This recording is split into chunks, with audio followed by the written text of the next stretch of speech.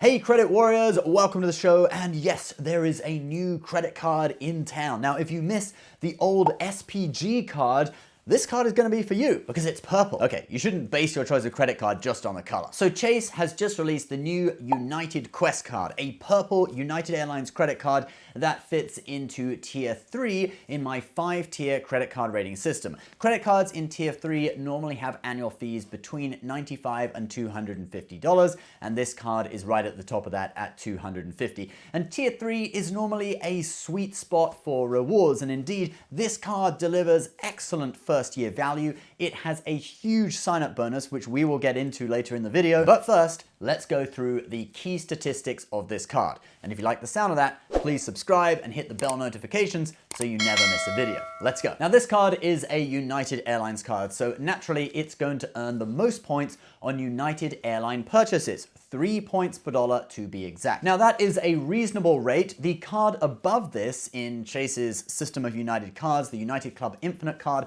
earns 4 points per dollar, but that has a higher annual fee, higher income and credit requirements.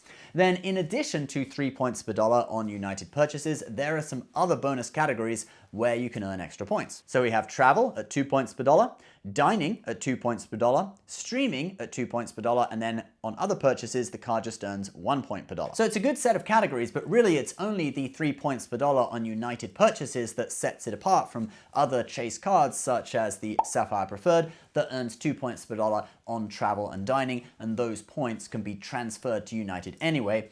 2 points per dollar on streaming, that's great, but streaming, it's not a very big spending category. Probably most people spend less than $100 a month on streaming. However, there are some other advantages to having an airline-specific card.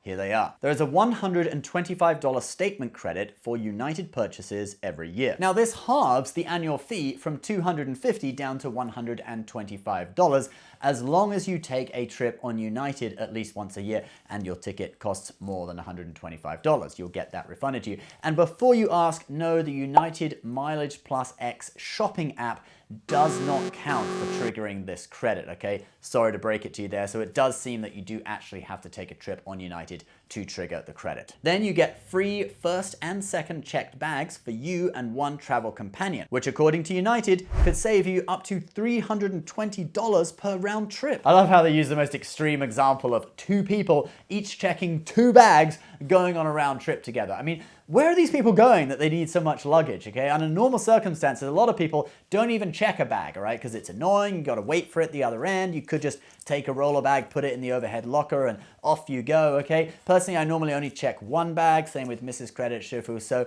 you know, but if you do max it out, United charges $35 for the first bag and $45 for the second bag, and 2 people on a return trip, it would come to $320. Then you get global entry / TSA pre-credit every 4 years. That's worth up to $100.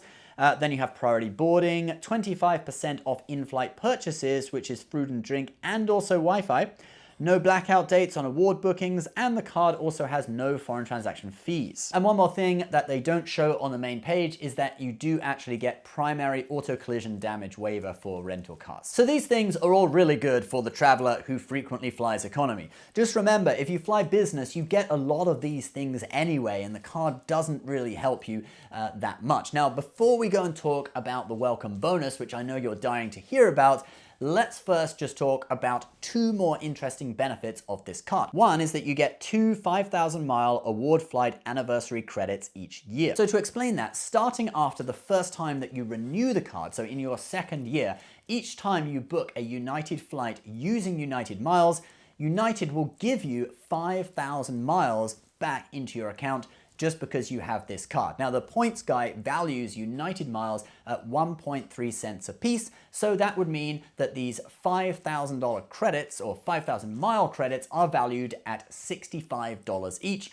and you get that twice a year, so it's $130 if you book 2 flights. Then number 2 is the fact that you get 500 premier qualifying points every time you spend $12,000 on the card up to 3,000 points per year. Here is a table of how many PQPs you need to move up through the levels of membership. I don't fully understand United system. I'm a One World Alliance man myself, but it seems that if you get this card, max out the PQPs and take a few flights, you can easily get to Premier Silver. But to be honest, I don't know how many people are going to be spending more than $12,000 a year on this card anyway, if even that. Personally, if I had it, I would just use it for United flights and that's it. Okay, now let's talk about the massive welcome bonus that the card is offering. And it is split into two parts. First, spend $5,000 in 3 months to get 80,000 points. And then you have to spend another $5,000 for a total of $10,000 in 6 months, and that will get you another 20,000 points. And then you would have 100,000 points, but actually you'd have at least 110,000 and possibly a maximum of 130,000 because remember, you have to spend on the card and you earn points on that spend. It's $10,000 worth of spend. So if you are spending it all on United flights at 3 points per dollar, you would end up with 130,000 points, which is the sign-up bonus plus 30,000 points for that spending. So it's a good sign-up bonus, and I think it is realistic to too many of these kind of two-stage sign-up bonuses. The first stage of it is easy to get, but then for the second stage, you have to spend like $20,000, okay? Capital One venture. All right, now let's finally look at the card's first year value and the expected value after that. So you have the welcome bonus, which is valued at $1,300. You have the United credit of $125, global entry credit of $100, checked bags, I'm going to put it at $140, okay? I don't agree with their assessment of, oh, you'll save the maximum of $320 per year. So let's just say 2 people each taking 1 bag on a round trip once a year. That's $140 saved. And then we have the points that you would earn on that $10,000 worth of spending to get the sign-up bonus. That would be a minimum value of $130 in points. Okay, I'm using the minimum, but if you spend that all on United flights, obviously it'd be worth more. So that brings us to a total of $1,795. Then we deduct the $250 annual fee for a grand total of $1,545 in first year value. But that's just the first year. Obviously, you've got the sign-up bonus and stuff. So let's look at every year after that. And, you know, we're going to lose a few things like the sign-up bonus, but there are a few things that you only get starting your second year. So let's check that out. So you have the United credit at $125. Then you have the savings on checked bags, which I'm going to put at $140.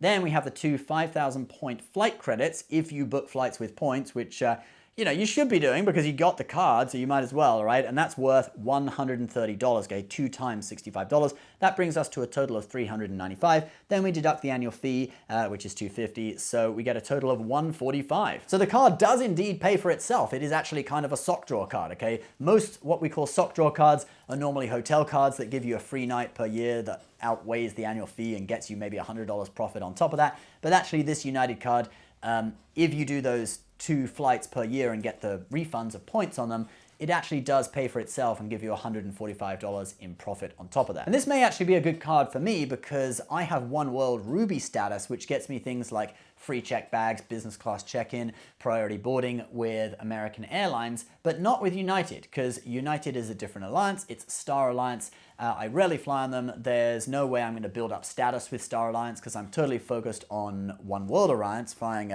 British Airways and American Airlines. Okay, those are kind of my 2 that I fly regularly. So actually, it would be advantageous for me to get something like this. For the rare times that I fly on United, I could get those benefits. If I'm in economy, all right? If I'm flying business, a lot of this goes out of the window because you get a lot of these benefits anyway if you got a business class ticket. And lastly, I think the bonus is great. It's a very realistic spending requirement for a 2-stage bonus.